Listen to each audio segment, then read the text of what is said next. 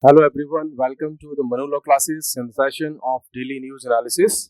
Today is 12th of November 2024. I am Naresh Sharma going to discuss with you the current affairs of the day. First of all, we are going to have some questions based on the previous day session, and in the last session we discussed about the lightning, that is a natural event. It is mostly associated when there is a rainy season or there is a storm, है ना? So let's have some questions regarding this basic concept which was covered recently in the yesterday session by there was also an article by the Hindu, and I discussed this topic based on that article which was published in the Hindu. So first of all, what is the main cause of lightning? What is the main cause? High pressure in the atmosphere? No. The buildup of static electricity in clouds, radio waves in the atmosphere, Earth's magnetic field. The correct answer is the buildup of static electricity in the clouds. When there is a static electricity in clouds, then it wants to be released. So this want to be released, and there is the only way for clouds to release this electricity or this electric power, that is Earth. So that's why it is released toward the Earth. So the correct answer is B. Now let's have next question. Which part of the thunderstorm cloud is typically positively charged and which part is negatively charged? So if there are this kind of clouds, like we have clouds and there is another layer of clouds, then it is asking about the same thing. So top is positively charged, bottom is negatively charged. If this part is positively charged and this part is negatively charged, then obviously this energy will be released toward the lower part of the clouds. So that's why this can be discharged toward the lower part, and from this can be directed toward the earth surface. So that is the functioning of this lightning activity. So top is positively charged, bottom is negatively charged. So this is the correct answer. So that's why the direction of the lightning happens toward the ground. Next question is, where is the what is the purpose of a lightning rod? So in yesterday we discussed that there is a lightning rod on various buildings which are used to direct the lightning or the electric power from the clouds towards the earth. So to absorb lighting, no, this is the rod which is only used to redirect. It means to change the direction of the lightning but not to absorb, because it doesn't have such kind of power or capacity to absorb such kind of millions of volt electricity from the clouds, but it can only change the direction of the lightning to divert the lightning to a safe ground to prevent damage. Yes, this is the correct answer. Now let's have next question. What is the typical duration of a lightning strike? So, a few milliseconds, a few seconds, a few hours, a few minutes? No, only this is the correct answer, because in a few milliseconds, lightning can destroy lives, properties, plants, animals, everything. So, that was the correct option. Oh, question number 5. Which of the following is the most effective way to stay safe during a lightning storm? So, this is a very practical knowledge, and it can help everyone in their practical life when you are facing the lightning storm. Then how you can save yourself, and while you are traveling and you have some electric devices, then how you should react to that kind of situation.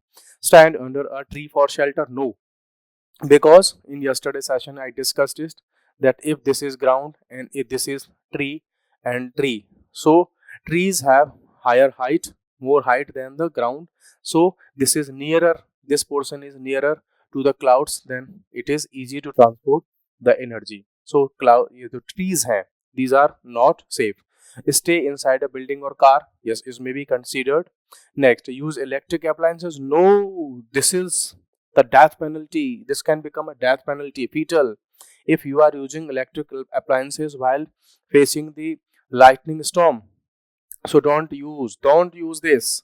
Switch off your mobile to exactly that time, so you can save yourself. Swimming pool? No, pool electricity, water is a good conductor of electricity, so don't do this. No. So the correct answer is stay in building or car. Okay, so that's the correct answer. Next question. NTPC's Vindhyachal plant recently became the first in the world to produce methanol from CO2 and hydrogen. It is located in which state? In yesterday's session, I also asked about the location of this plant, and I hope that you have uh, understood and you have googled this question, and you also find out the correct answer is Madhya Pradesh. So this is a power plant in Madhya Pradesh, that is also the largest power plant based on coal in India. Next question is, what is the chemical formula of methane? Can you answer this question in your comment box? In the comment box में आप इसको answer कर सकते हैं. I will not give answer of this question. At least you should try to answer at least one or two questions in comment box. So now next question is, which of the following is a common use of methanol? So methanol का common use क्या होता है? A solvent in paints and coatings. Refrigerant? No.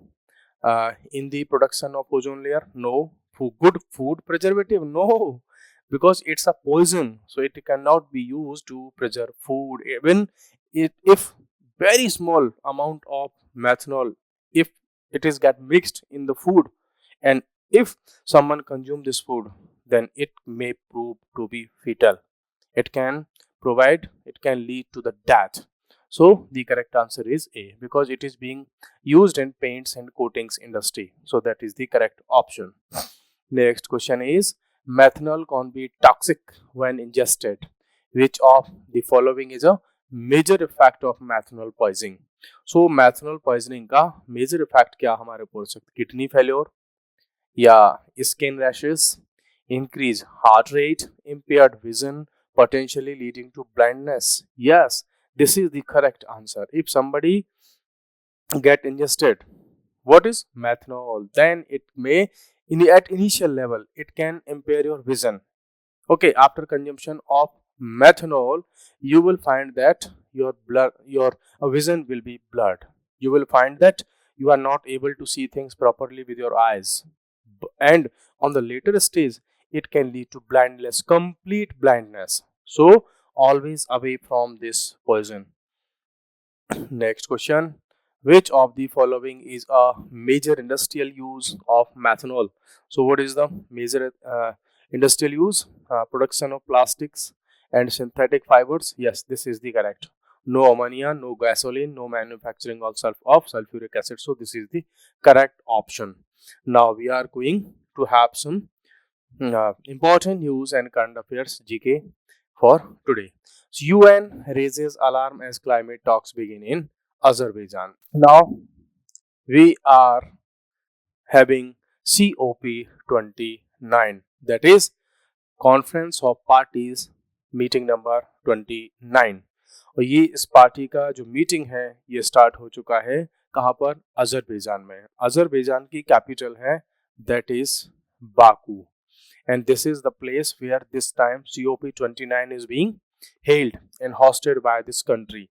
Now let's have the introduction in solidarity for a green world. So ये उसके background में लगा हुआ था जब इसकी मीटिंग्स स्टार्ट हुई थी. Now let's have its context. So COP29 president Mukhtar Babayev. This is the president of this time COP29 because he is the head in Azerbaijan. So this will be a game-changing tool to direct resources to the developing world. So इस बार इन्होंने ये कहा अपनी opening speech में कि इस बार जो COP29 है ये वर्ल्ड के लिए एक गेम चेंजर जो है अप्रूव हो सकती है. Y?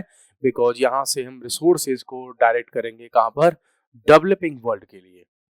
Means developing Nations will have the more financial help from the developed countries.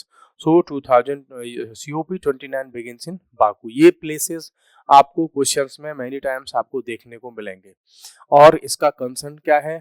Global climate progress. कि हम लास्ट अगर देखें तो 2015 में that time COP21 took place, and from that place, from that meeting, how much we have progressed. what is our progress from 2015 to 2024 around 10 years. So क्या progress हमारी हुई वो सबको लेकर के इस पर मीटिंग्स स्टार्ट कल हो चुकी है। यूएन ने सबसे पहले, यूएन की तरफ से जब इसमें बात स्टार्ट हुई तो उन्होंने वार्निंग दी कि पेरिस एग्रीमेंट के गोल्स के रिगार्डिंग में क्या कहा उन्होंने, यूनाइटेड नेशंस ने अपने जो कंसर्न है उनको रेज किया, अलार्म रेज किया कि objectives of the Paris climate agreement are in jeopardy. जो हमने ऑब्जेक्टिव्स सेट किए थे 2015 के सीओपी 21 में, 2051 में, बोला हमने जो वहां पर ऑब्जेक्टिव सेट किए थे, जो हमने डिस्कशन किए थे, आज वो गोल्स, हमारे ऑब्जेक्टिव्स हमको ब्लर दिखाई दे रहे हैं, उन पर कोई प्रोग्रेस नहीं दिख रही है। यूएन के मेट्रोलॉजिकल डिपार्टमेंट का डेटा इन्होंने इसमें शो किया और उसमें डेटा में इन्होंने हाईलाइट किया क्या, हम देख सकते हैं कि 2015 से 2024 तक on the track to be warmest decade. बोला हम चाहते तो थे कि जो ग्लोबल वार्मिंग है वो रिड्यूस हो, लेकिन ये जो डिकेड है अभी तक का कैसा रहा है, ये वार्मेस्ट डिकेड रहा है। तो मीन्स हमने क्या प्रोग्रेस की, इसमें कोई प्रोग्रेस हमें इसमें शो नहीं हो रही है। हम चाहते थे कि ये डिकेड है, ये इसका जो टेम्परेचर है वो डाउन हो जाए, बट नाउ दिस टाइम हम क्या देख रहे हैं, ये प्रोग्रेस होने की बजाय ये डिकेड हमारा वार्मेस्ट डिकेड रहा। करंट ग्लोबल वार्मिंग ट्रेंड्स, अगर हम अपने करंट के वार्मिंग जो है ग्लोबल वार्मिंग के ट्रेंड्स को देखें तो WMO का डेटा शो करता है कि करंटली अबाउट 1.3 सेंटीग्रेड जो हमारे पास सेल्सियस है, हायर देन 10 ईयर एवरेज।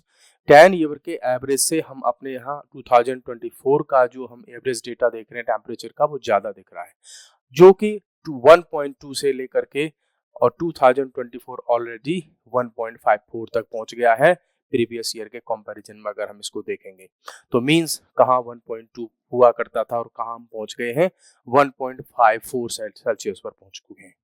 तो इट मींस हम चाहते तो थे प्रोग्रेस करना, बट लेकिन 2024 तो हमारा और वार्म ईयर रहा। Next, impact of US politics. You know, recently Donald Trump, he is now the president elect now. It means in January 2025 he is going to take the position as the president of USA, and Donald Trump is not in favor of COP29 COP 2015's objectives, its goals, its criteria, its rules। और उन्होंने अपने initial phase में जब वो last time president बने थे तो उन्होंने 2015 की जो मीटिंग्स थी उसमें से अपने आप को जो है विड्रॉ कर लिया था। फिर से वो कुछ ऐसी ही बातों पर फोकस करते हैं, और अगर यूएसए फिर से ऐसी ही पॉलिसीज पर आगे बढ़ेगा तो हम जो ग्लोबल वार्मिंग है उसको लेकर के हमारे जो गोल्स हैं वो हमको बहुत ज़्यादा अच्छे नहीं दिखाई पड़ रहे। इट मीन्स उनमें हो सकता है कि जितनी प्रोग्रेस हमने अचीव की है, यूएसए बिकॉज वर्ल्ड का लार्जेस्ट इकोनॉमी है, लार्जेस्ट पावर भी है वर्ल्ड का, तो अगर वो ऐसी पॉलिसी से पीछे हटेगा तो बाकी कंट्रीज भी क्या करेंगे, फिर इस पर उतना ध्यान नहीं देंगे। Focus on climate financing. It means अब जो मेन बात इसमें होनी है वो किस पर होनी है, क्लाइमेट फाइनेंसिंग पर। कैसे कि भाई क्लाइमेट फाइनेंसिंग के लिए पे कौन करेगा ग्लोबल लेवल पर। अगर क्लाइमेट कंट्रोल करना है, ग्लोबल वार्मिंग को कंट्रोल करना है, तो उसके लिए पैसा कौन देगा, हु विल पे, कौन इसके लिए पे करेगा, ये क्वेश्चन है। हाउ मच इज नीडेड, कितने की रिक्वायरमेंट है कि जिससे हम इसको रोक सकें। नेक्स्ट है how the funds will be used, और उन फंड्स को कैसे यूज किया जाएगा। क्वेश्चन आता है कि हु पेज, कौन पे करेगा। तो बात आती है कि डेवलप्ड, जो डेवलप्ड कंट्रीज हैं वो, और जो डेवलपिंग है ना, जो डेवलपिंग कंट्रीज हैं वो, कौन पे करेगा इसमें से। और हमेशा जो डेवलप्ड कंट्रीज है वो कहते हैं कि नहीं हम पे नहीं करेंगे, जबकि रियलिटी ये है कि जो डेवलप्ड कंट्रीज हैं सबसे पहले ग्लोबल वार्मिंग, क्लाइमेट चेंज को अगर किसी ने सबसे ज़्यादा प्रमोट किया है, उसको हार्म किया है, तो ये है डेवलप्ड कंट्रीज। बिकॉज सबसे पहले जो इंडस्ट्रियलाइजेशन हुआ था इन्हीं डेवलप्ड कंट्रीज में हुआ, यहीं से कोल बर्निंग, गैस बर्निंग ये सब स्टार्ट हुआ। दूसरा यहाँ पर हमें देखने को मिलता है कि टेंशंस फ्रॉम जियोपॉलिटिकल क्राइसिस। हम वर्ल्ड में डिफरेंट प्लेसेस पर देख रहे हैं कि बहुत सारे क्राइसिस चल रहे हैं। जब इतने सारे बॉम्ब्स यूज हो रहे हैं वॉर्स में, बैटल्स में, वर्ल्ड में हम बहुत सारी जगह क्राइसिस देख रहे हैं। आपका वेस्ट एशिया देख सकते हैं आप, इजराइल पैलेस्टाइन, है ना। इधर यूक्रेन का इश्यू हम देख सकते हैं रशिया के साथ में। तो कंट्रीज अपने अपने जब वॉर्स में इन्वॉल्व रहेंगे तो वर्ल्ड की पीस, वर्ल्ड जो क्लाइमेट चेंज, ग्लोबल वार्मिंग पर वो कब ध्यान दे पाएंगे।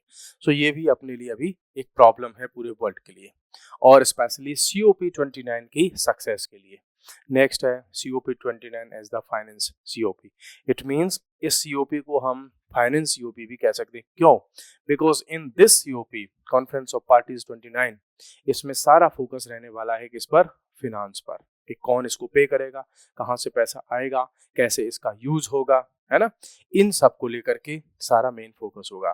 तो conference is being referred to as the finance COP due to focus on the addressing financial aspects, कि कैसे पैसे की प्रॉब्लम को हम सॉल्व कर सकें, including securing increased climate finance, कैसे हम इस पैसा जो अभी तक इसमें अवेलेबल है उसको इंक्रीज किया जाए, establishing clearer rules around its distribution and use, कि इस पर हम ये प्रॉपर रूल्स बनाएं कि कैसे फंडिंग होगी, कैसे इसका यूज होगा और कैसे इसका डिस्ट्रीब्यूशन होगा। इस पर रूल्स बनने चाहिए, तब हम इसमें कुछ आगे बढ़ सकते हैं। नेक्स्ट हमारे पास में बहुत एक इम्पॉर्टेंट आर्टिकल है जो कि आजकल बहुत न्यूज़ में रहता है, और वो है हमारे पास में फायर क्रैकर्स का issue. Actually it is associated directly with the air pollution. So अभी सुप्रीम कोर्ट ने ऑब्जर्व किया है कि religion does not encourage polluting activities. It means अगर हम इसको दीपावली, दशहरा या किसी एक्टिविटी से प्रमोट कर, मीन्स इसको एसोसिएट करके देखें, तो यहाँ पर सुप्रीम कोर्ट का ये कहना है कि कोई भी रिलीजन जो है पॉल्यूशन को प्रमोट करने की बात नहीं करेगा अगर उसमें कुछ ऐसी परंपराएं हैं, जैसे कि फायर क्रैकर्स की परंपरा आप होली पर दीपावली पर अगर आप देखें, इसको दशहरा पर देखें, न्यू ईयर पर देखें, ईद पर देखें, या जो है और भी बहुत सारे फेस्टिवल्स आते हैं, हैप्पी जो क्रिसमस आता है उस पर, या और बहुत सारे कोई भी फेस्टिवल्स हो सकते हैं। तो फायर क्रैकर्स किसी भी रिलीजन का पार्ट तो नहीं है एज सच, आई नो। तो सुप्रीम कोर्ट का भी वही कहना है। तो अब इस पर सुप्रीम कोर्ट ने क्या क्या ऑब्जर्व किया, ये कहा कि देखो रिलीजन का और पॉल्यूशन का आपस में कोई लेना देना नहीं है। तो सुप्रीम कोर्ट ने कहा कि no religion encourages activity that causes pollution such as bursting fire crackers which, जो कि सिटीजन्स के फंडामेंटल राइट्स को अफेक्ट करते हों। मीन्स अगर हम फायर क्रैकर्स का यूज करते हैं, बाकी लोग चाहते हैं कि फायर क्रैकर्स को बर्न करके वो खुश हों, तो उससे अगर पॉल्यूशन हो रहा है तो बाकी जो सिटीजन्स हैं उनका फंडामेंटल राइट, कौन सा? Right to live in a clean environment, have clean air, have clean water, have clean soil, have sound free और साउंड पॉल्यूशन फ्री एनवायरनमेंट, वो सब भी तो फंडामेंटल राइट्स हैं हमारे कॉन्स्टिट्यूशन में। सो हमको वो राइट्स भी सिक्योर करने होंगे। Delhi governments delay implementing the ban, यहाँ पर बात निकल करके ये आई कि जो दिल्ली गवर्नमेंट है उसने जानबूझ करके दशहरा के 2 दिन बाद इस बैन को अप्लाई किया था। इट मीन्स जानबूझ करके दिल्ली गवर्नमेंट ने, ये मेरा नहीं सुप्रीम कोर्ट का कहना है, बाकी जो और भी आर्गुमेंट्स जो अदर एडवोकेट्स ने दिए थे उनका कहना है कि दिल्ली गवर्नमेंट ने जान करके 2 दिन बाद उस बैन को अप्लाई किया, ताकि जो परचेज करने वाले हैं, सेल करने वाले हैं, ठीक है, उन दोनों को टाइम मिल जाए फायर क्रैकर्स को स्टॉक करने का, जिससे कि दीपावली के लिए वो सारे काम ये कर सकें, है ना, दीपावली के लिए। तो ये सब उसमें क्रिटिसाइज किया है सुप्रीम कोर्ट ने। Delhi police compliance concern, Delhi police को भी यहाँ उन्होंने बुलाया, उनकी तरफ से भी रिप्रेजेंटेशन गया। तो ये उन्होंने, दिल्ली पुलिस ने ये कहा कि भाई फायर क्रैकर्स पर जो इन्होंने बैन लगाया था दीपावली के लिए, इतने शॉर्ट नोटिस में हम कैसे पूरी दिल्ली में फायर क्रैकर्स को बैन कर सकते थे, हमको टाइम भी तो चाहिए था। दूसरा, perpetual year round ban proposal, तो सुप्रीम कोर्ट का प्रोपोजल बार बार ये आ रहा है कि होली, ये दीपावली या दशहरा वगैरह इस सब को छोड़ो, राउंड द ईयर इसको बंद करो, कंप्लीटली इसको बंद करो, कि ना तो दिल्ली में इसका प्रोडक्शन होगा, मैन्युफैक्चरिंग नहीं होगी, इसका डिस्ट्रीब्यूशन होगा नहीं होगा, सेल नहीं होगा, परचेज नहीं होगा। It should be completely ban round the year, not associated with only a festival. So courts deadline for decision on year round ban, तो कोर्ट ये कह रहा है कि दिल्ली गवर्नमेंट क्या करो, कि टाइम करो, 25 नवंबर तक हम आपको टाइम दिया था, आप बताओ क्या करने वाले हैं। Pollution as a fundamental right violation, तो सुप्रीम कोर्ट का ये कहना है कि अगर कोई ये कहे कि हमको फायर क्रैकर चलाना हमारा फंडामेंटल राइट है, हमारे रिलीजन से रिलेटेड, दोनों कहा कि फंडामेंटल राइट ये भी है लोगों का कि वो पॉल्यूशन फ्री एनवायरनमेंट में रह सकें। Ban on sale and manufacture, वो बात हमने कर ली। इम्प्लीमेंटेशन एंड कंप्लायंस, बात फिर से वही आएगी कि अब अचानक से हम इसको बैन करना चाहते हैं, तो इस पर सारे स्टेक होल्डर्स को इसमें हमको लॉ भी देखना पड़ेगा, दिल्ली पुलिस कैसे इसको इम्प्लीमेंट करवा सकती है, पीपुल्स को कैसे हम इसमें अवेयर कर सकते हैं, सब कुछ साथ लेके चलेंगे तो हम इसको बैन करवा सकते हैं, अदरवाइज नहीं करवा सकते। बाकी हमें जो बहुत सारे रिलीजियस लीडर्स होते हैं उनको भी साथ में लेना होगा कि वो पीपल को ये समझाएं कि हमें फायर क्रैकर्स जलाना फेस्टिवल से जुड़ा हुआ नहीं है और फेस्टिवल का कोई एसेंशियल पार्ट भी नहीं है। नेक्स्ट है हमारे पास में Germany's political and economic crisis. ये अभी इंटरनेशनल लेवल का आईआर का एक इशू है जो अभी धीरे धीरे वर्ल्ड लेवल पर देखने को मिलेगा। क्यों हुआ क्या है कि वहां पर हुआ है पॉलिटिकल मेल्टडाउन, कि वहां के जो चांसलर हैं स्कॉल्स, उनका कोalition कोलैप्स कर गया। What is the meaning of coalition? Coalition का मीनिंग क्या होता है? जब किसी इलेक्शन में कोई एक पार्टी कंप्लीट उसको जो है एब्सोल्यूट मेजोरिटी नहीं मिलती, तो 2-3 पार्टी मिल करके उस मेजोरिटी को बना लेते हैं और गवर्नमेंट बना लेते हैं। तो जर्मनी में अभी जो गवर्नमेंट थी वो 3 पार्टी ने मिल करके गवर्नमेंट बना रखी थी और अब उसमें पड़ गई है फूट और ये कोalition क्या हो रहा है, मेल्ट डाउन हो रहा है वहां पर। और इशू क्या है, उन पार्टीज में इंटरनल डिसएग्रीमेंट है और जिससे होगा क्या, इकोनॉमिक स्ट्रेन होगा। एक्चुअली इकोनॉमिक स्ट्रेन जर्मनी में ऑलरेडी चल रहा था, तो ये यहाँ के जो चांसलर हैं इनका इशू हो गया वहाँ के फाइनेंस मिनिस्टर के साथ में। फाइनेंस मिनिस्टर के साथ में जब उनका इशू हुआ तो इन्होंने फाइनेंस मिनिस्टर को फायर कर दिया, मींस कैबिनेट से निकाल दिया। अब क्योंकि जो फाइनेंस मिनिस्टर थे, है ना, वो किसी अदर पॉलिटिकल पार्टी के थे, जब उन्होंने फाइनेंस मिनिस्टर को निकाला तो उस पार्टी के अदर लोगों ने भी रिजाइन कर दिया कैबिनेट से। इट मींस अब इनके पास में जो जर्मन चांसलर हैं ओलाफ स्कॉल्स, तो इनके कोalition में अब नहीं बचा इनके पास में क्या, मींस जो मेजोरिटी है वो नहीं बची। इनके साथ में कौन थे, सोशल डेमोक्रेट्स, ग्रीन्स और फ्री डेमोक्रेट्स। इन 3 पार्टी ने मिलकर के वहां पर गवर्नमेंट अपनी बना रखी थी। अब अगर वहां पर ये सब हुआ है कि बाकी पार्टीज ने अपना जो समर्थन है या जो कंसेंट है वापस ले लिया, तो पॉलिटिकल क्राइसिस अब और डीप होगा और इकोनॉमिक टर्मोइल जो है वो और डीप होगा। क्यों? क्योंकि गवर्नमेंट ही अगर अब मींस जो है प्रॉब्लम में है तो कैसे वो मींस सॉलिड डिसीजंस ले पाएंगे। ये तो पहले से ही स्ट्रगल कर रही थी, इंटरनल डिविजन्स इसमें पहले से ही थे, पास्ट ईयर से ही चले आ रहे थे और इशू था उनका इकोनॉमिक रिकवरी की स्ट्रेटेजीज को लेकर के, आपस में झगड़ा हुआ। फिर आता है इकोनॉमिक क्राइसिस। कैसे कि जर्मनी की इकोनॉमी ऑलरेडी रिसेशन से जूझ रही है, मींस वहां पर एम्प्लॉयमेंट बहुत बुरी तरह से डाउनफॉल पे है, वहां पर डिमांड नहीं है इंडस्ट्रियल प्रोडक्ट्स की, सर्विसेज की, तो पहले ही रिसेशन चल रहा है। अब गवर्नमेंट में ये प्रॉब्लम आ गई है तो क्या होगा, वहां का क्राइसिस इंक्रीज हो जाएगा और यहाँ से आने वाले टाइम में बहुत सारे न्यूज़पेपर्स में इसको लेकर के आर्टिकल्स आना स्टार्ट हो जाएंगे। सोशल डेमोक्रेट्स जो थे वहां पर और ग्रीन्स तो थे, उन्होंने ये कहा कि भाई हम पब्लिक स्पेंडिंग को क्या करना चाहते हैं, बढ़ाना चाहते हैं, मॉडर्नाइजेशन को इंक्रीज करना चाहते हैं, इन्वेस्टमेंट को इंक्रीज करना चाहते हैं, एनवायरमेंट एनर्जी पे काम करना चाहते हैं। ये दोनों पार्टी चाहती थी, इसी को लेकर के झगड़ा हुआ। तो फाइनेंस मिनिस्टर जो क्या नाम है, Christian learner, free Democrat party से आते हैं, इन्होंने ये कह दिया austerity measures and lower taxes. तो इन्होंने ये कहा कि भाई टैक्सेस थोड़े से हमें जो है कम लगाने होंगे पीपल पर, जिससे कि लोगों के पास में स्पेंडिंग के लिए मनी बच जाए। In fighting leads to minister dismissal. अब अंदर अंदर फाइटिंग हुई तो मिनिस्टर डिसमिस कर दिया इन्होंने, ओलाफ स्कॉल्स ने। Loss of popularity. अब हो क्या रहा है कि जब उनके पास में पॉपुलर गवर्नमेंट वो नहीं बना पाएंगे तो उनकी जो पॉपुलैरिटी वो लॉस होगी। इट मींस मेजोरिटी उनके पास में पार्लियामेंट में वहां की में नहीं रहेगी। तो इनफाइटिंग और इकोनॉमिक चैलेंज अब क्या होंगे, गवर्नमेंट को अनपॉपुलर बनाते चले जा रहे हैं, लोगों का उससे ट्रस्ट धीरे धीरे कम होता जा रहा है। तो ऑल 3 कोएलिशन पार्टीज ने हैव लॉस्ट सपोर्ट, तो इनका सपोर्ट अब इनके पास खत्म हो रहा है। तो धीरे धीरे क्या होगा कि ये जो कंजर्वेटिव्स हैं, अब उसमें भी देखो बहुत सारे दल हैं वहां पर, जैसे कंजर्वेटिव्स हैं, डेमोक्रेट्स हैं, ग्रीन्स हैं, सोशलिस्ट हैं, बहुत सारे हैं, उनमें आपस में इनफाइटिंग उनकी स्टार्ट हो चुकी है। उस सब को लेकर के क्या होगा कि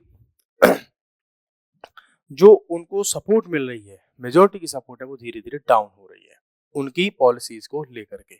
बात फिर अल्टीमेटली किसके ऊपर आएगी, बात आएगी उनके स्कॉल्स पर। जो चांसलर है वहाँ के स्कॉल्स, है ना। क्यों कि अब हो सकता है आने वाले टाइम में इसमें पार्लियामेंट्री मेजोरिटी उनको प्रूव करने के लिए वहां पे वोटिंग भी हो जाए, और वोटिंग अगर हो गई और इनको मेजोरिटी वोट नहीं मिला तो क्या हो जाएगी, सरकार इनकी गिर जाएगी, है ना। अब क्योंकि इनको डिपेंड होना होगा अपोजिशन पार्टीज पर, ये बिल्कुल वैसे ही समझ लो कि करंट की जो बीजेपी गवर्नमेंट है अंदर जो है मोदी जी के लीडरशिप में, अगर उनको डिपेंड होना पड़ जाए अपने बिल अपने लॉ उनको पास करवाने के लिए कांग्रेस पर या किसी अदर पार्टीज पर, तो उनकी क्या सिचुएशन होगी। वैसी ही सिचुएशन अभी जर्मनी में है, और उनको अपने बजट को पास करवाने के लिए भी अपोजिशन पार्टीज पर डिपेंड रहना पड़ेगा। इंडिया में अगर ऐसा हो जाता तो गवर्नमेंट कहीं भी कभी की गिर गई होती। तो अभी जो ओला स्कॉल्स हैं ये क्या चाहेंगे, ओलाफ स्कॉल्स ये चाहेंगे कि अभी जो है मेजोरिटी प्रूव करने के लिए जो वोटिंग होती है वो ना हो, जिससे कि कुछ टाइम तक ये सरकार को चला सकें। कंसर्न अबाउट गवर्नेंस, तो क्रिटिक्स बहुत बुरी तरह से इनको आर्ग्यू कर रही है कि भैया ये तो फिर माइनॉरिटी गवर्नमेंट इनको चलाना पड़ेगा। ठीक है। दूसरा, इकोनॉमिक जियोपॉलिटिकल चैलेंजेस को हमें देखना होगा, ये है मेन पॉइंट जिसको लेकर के हमें डिस्कशन करना होगा। देखो, यूक्रेन के इश्यू से हमें इसको जोड़ करके देखना होगा। अगर जर्मनी में गवर्नमेंट वीक होती है और वहां की गवर्नमेंट अगर डाउनफॉल उसका होता है तो प्रॉब्लम आएगी यूक्रेन को। कैसे कि यूक्रेन को बहुत सारा सपोर्ट वहां से वेपन्स उसकी आर्मी से सपोर्ट मिल रहा है जर्मनी से। ठीक है। अगर जर्मनी से इसको सपोर्ट नहीं मिलेगा तो यूक्रेन को प्रॉब्लम होगी, उसमें रसिया पावरफुल होगा। दूसरा, हम देख सकते हैं कि अभी यूएसए में डोनाल्ड ट्रंप भी जो इलेक्शंस है उसमें विक्ट्री उनको मिली है, वो भी यूक्रेन को फुली समर्थन सपोर्ट करने के मूड में नहीं है और वो भी वॉर को खत्म करना चाहते हैं।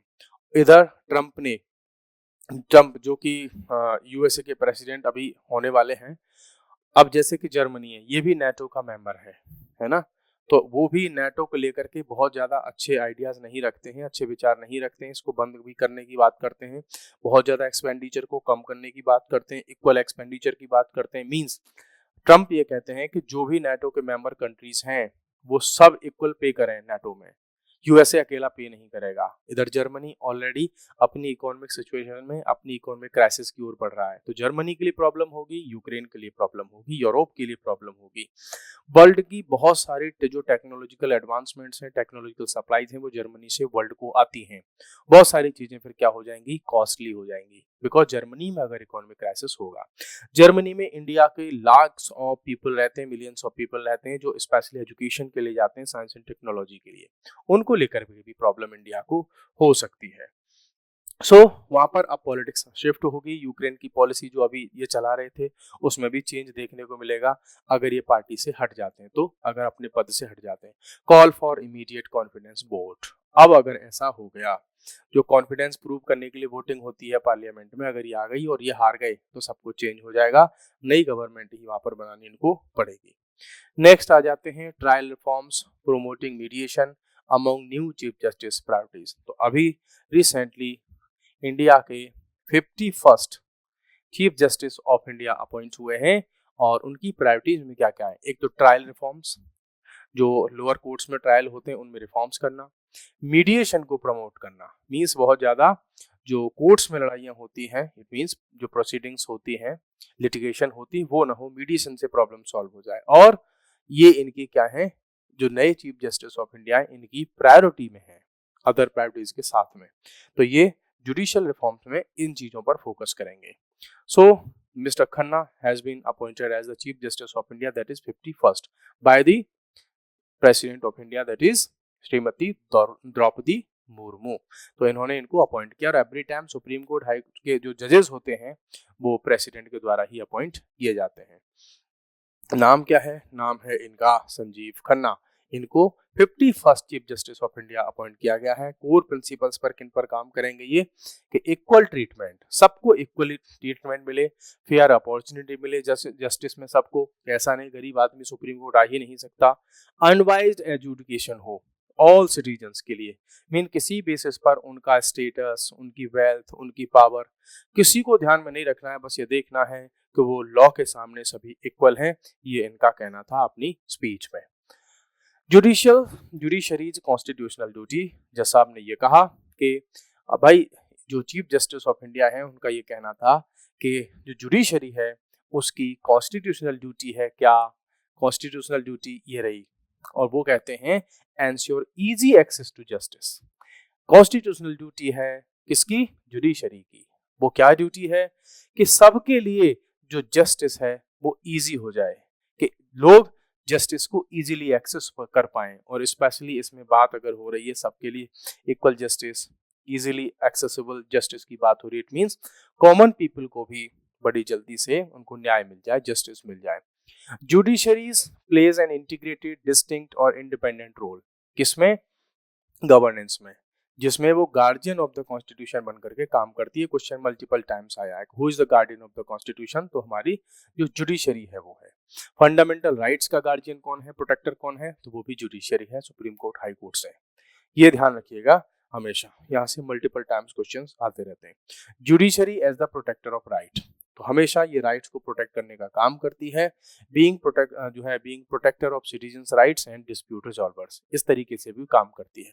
चीफ जस्टिस खन्ना ने कहा कि judiciary as the third wing of democracy. बाकी जो विंग हम देखते हैं कि एग्जीक्यूटिव और लेजिस्लेटिव, वैसे ही जुडिशरी वो थर्ड विंग है डेमोक्रेसी की। नेक्स्ट है टॉप प्रायोरिटीज क्या है उनके टेन्योर की, कि making judgments comprehensible, it means judgments ऐसे हों कि आम आदमी उन जजमेंट्स को समझ सके। Next promotion of mediation, means हर चीज का फैसला, हर चीज का जो जजमेंट है वो कोर्ट में ना हो, कुछ मामले मीडिएशन के थ्रू सॉल्व हो जाए, आपसी बातचीत से सॉल्व हो जाए। फिर है reforms in criminal case management, जो क्रिमिनल केसेस होते हैं इनका जो मैनेजमेंट होता है उसको और अच्छे से हम क्या करें, रिफॉर्म्स कर सकें। तो focusing on reducing trial duration, और हमें क्या करना होगा कि जो ट्रायल का ड्यूरेशन है उसको हमें रिड्यूस करना होगा।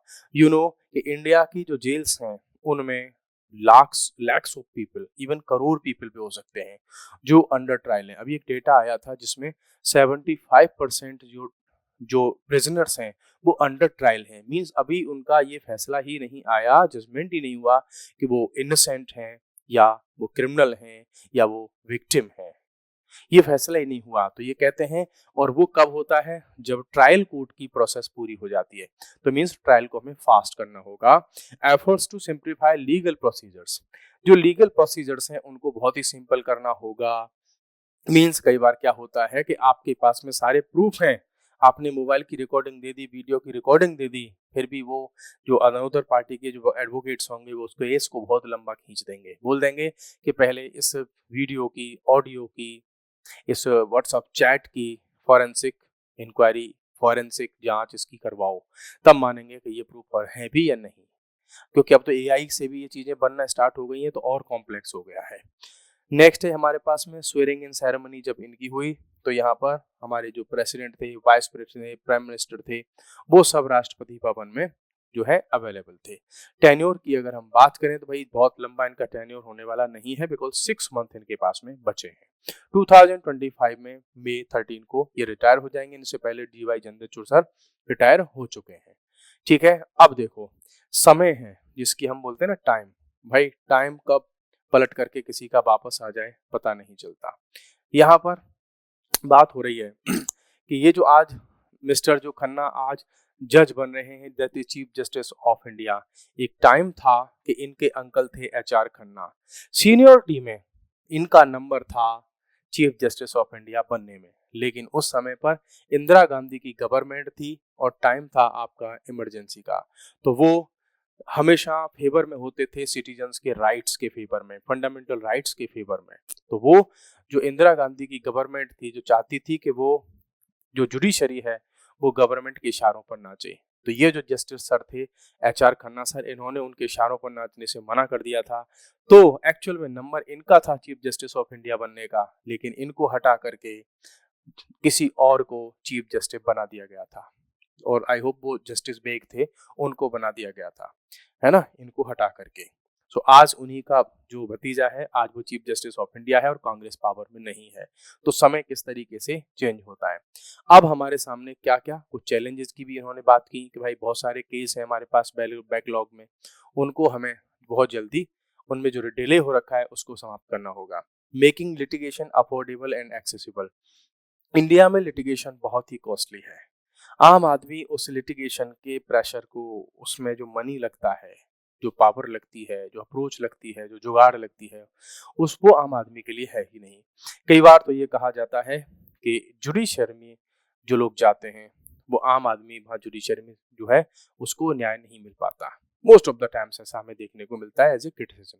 सिंप्लीफाइंग कॉम्प्लेक्स लीगल प्रोसीजर्स, तो भैया लीगल प्रोसीजर्स है उनको सिंपल करना होगा। Improve the judicial system efficiency, तब हमारे उस जुडिशियल सिस्टम की जो एफिशिएंसी है इंक्रीज हो पाएगी। इन चीजों पर फोकस किया है किसने? Newly appointed chief justice of India mister Khanna. So these were the main topics for today's discussion.